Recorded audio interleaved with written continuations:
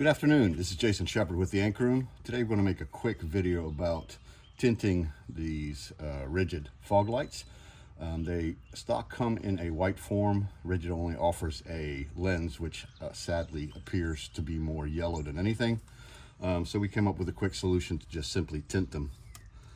Very straightforward. You want to spray the lens with water, spray the back side of the tint piece with water. That gives you a little bit of repositionability. It should fall right into place, but you will notice it is slightly oversized.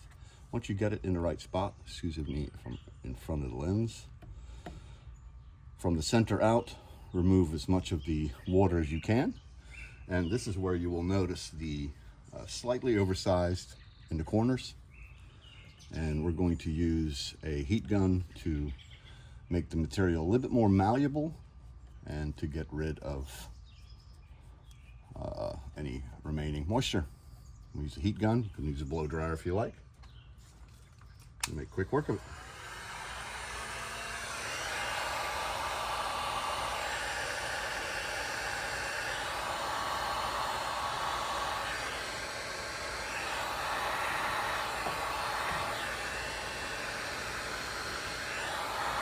I'm going to finish this up and show you the final result.